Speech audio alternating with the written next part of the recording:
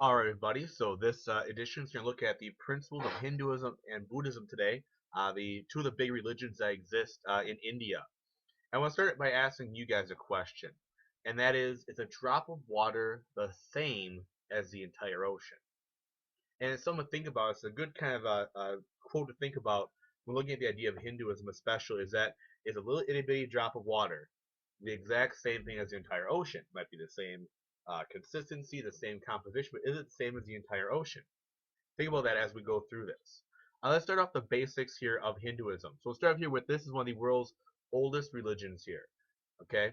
And it kind of keeps on a quote here saying the truth is one, but the paths are many. And so this religion is practiced by 83% of the people in India, talking close to a billion people worldwide. India is approximately 1.1 billion people today.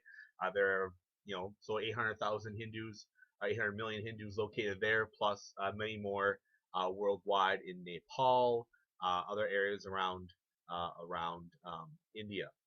The big belief, the big idea, especially where this idea of truth is one, paths are many come into, is that all people have what's called an Atman. An Atman is a soul, something that is inside of you, and that every single soul has a little piece of the deity or God as part of it. And the big quest, the big goal you're trying to figure out here is how can you become one with God if you're a Hindu. And there are a lot of ways to do this, but there's no one way. And that's why the quote, truth is one, paths are many, really seems to fit here. There's no one way to achieve the goal. And so technically, there's a lot of religious tolerance here in terms of Hinduism because you can go about your path any way you want to. As long as you do all the different ceremonies when you need to do them and different belief things you need to do them, you can go about your path more than one way. And so that's kind of why the idea of religious tolerance really fits into this. The Vedas, the Mahabharata, the Upanishads are really the big religious texts for Hinduism. Especially the Mahabharata is where kind of the story of the gods really get into India, where the people are interacting with the gods. As we talked about on Friday, kind of fits in with kind of like Homer's Iliad and Odyssey as the same kind of impact they had in Greece. So let's take a look at the religion itself and see what kind of pieces here are on the religion. It is considered polytheistic, but it's also kind of monotheistic because there are many, many gods, but they're kind of like versions of different gods. And so we'll talk about the three big gods here. So the three big gods are Brahma, Vishnu, and Shiva. So up here is Brahma, basically kind of the main god and the creator of the universe. So Brahma is the creator, and it's the guy that kind of created everything in terms of the universe. And you have Vishnu, who is shown here with a blue skin form. Vishnu is shown in many different forms in Hinduism, and he is kind of the preserver, keeps the universe going on a daily basis. That's kind of where Vishnu comes in. And very lastly is Shiva, and Shiva is the destroyer, probably one of my favorite Hindu gods as well. Shiva is the destroyer that in someday will take the world away, get rid of the world. But all three, they're kind of linked together. All the other goddesses and goddesses that are there are hundreds and thousands of different gods and goddesses in Hinduism, and they all kind of show and relate to different gods, especially different expressions of the Brahman. I know I work with a teacher. Her favorite Hindu god was Hanuman, who was the monkey god. He was actually literally a little monkey type creature. They have a couple examples, pictures here of different gods that exist. Here is Krishna, who's a version of Vishnu, and so it's kind of where you hear the term Krishna in movies, those kind of things, a version of Vishnu. Here's a Saraswati, of goddess of wisdom and music. Here playing a sitar, which is an instrument, kind of a guitar used in Indian music. The Beatles used it a lot at some point. It's kind of cool. One of the other favorite gods here is Ganesha or Ganesh, who is kind of the god of problem solving. The math department loves this god, and it's kind of in the shape of an elephant. A lot of people ask questions.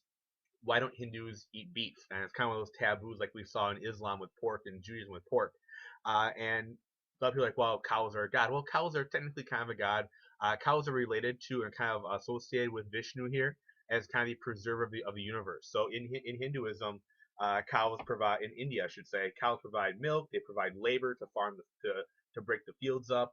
They provide transportation. They basically provide everything. So guys are kind of related to almost like a motherly, preserving kind of figure. And that's why cows are very, very well respected. They're used as work animals, used to for milk, those kind of things, but they're not eaten. So when you go to McDonald's in India, you cannot buy a Big Mac. In fact, it's called a Maharaja Mac that has two chicken patties in it instead. So we'll take a look at this someday in class, look at the Indian McDonald's menu, and there is no beef on the menu whatsoever. Ceremony is a big part of Hinduism religion. It's called puja, which is kind of the different ceremonies you have to do. So here's some different examples of temples and shrines. You can kind of see the picture here. All these different statues here in this picture are different Hindu gods and goddesses that make up all the pillars of this temple here. They could be as extravagant as this temple here, or a simple little temple. This one down here, different sizes.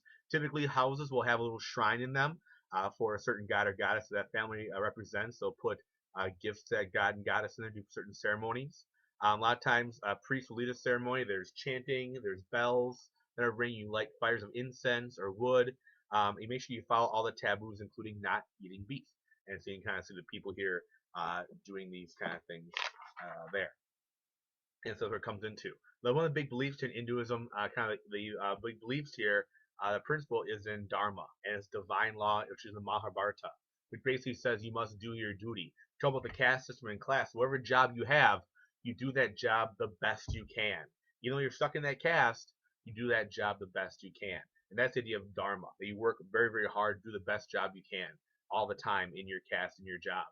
Reincarnation, or samsara, is another big part of Hinduism, and basically the idea of being reborn. So you live your life, you die, you're reborn, and you keep going around this circle. And one of the big goals you have is to stop going around that circle.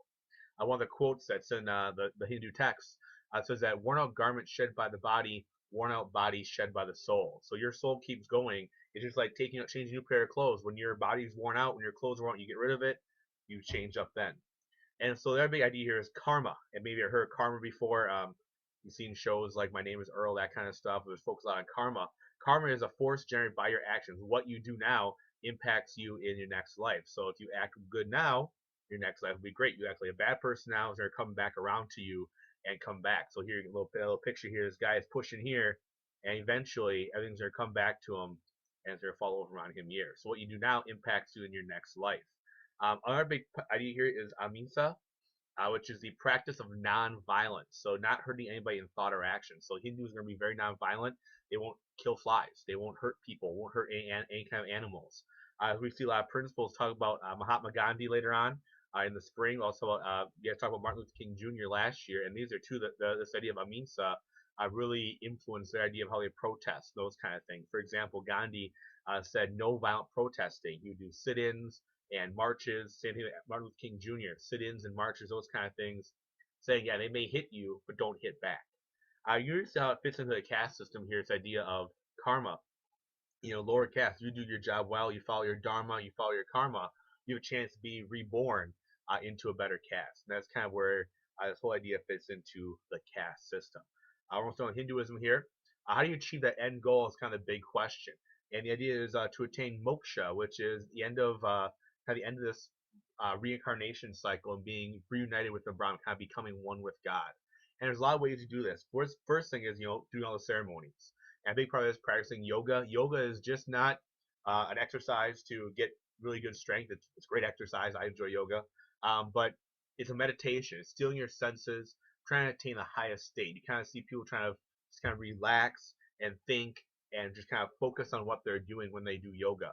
And so yoga is kind of one of the big ideas that come there. In fact, they call the Hindu priests a yogi. And that's where that idea comes from.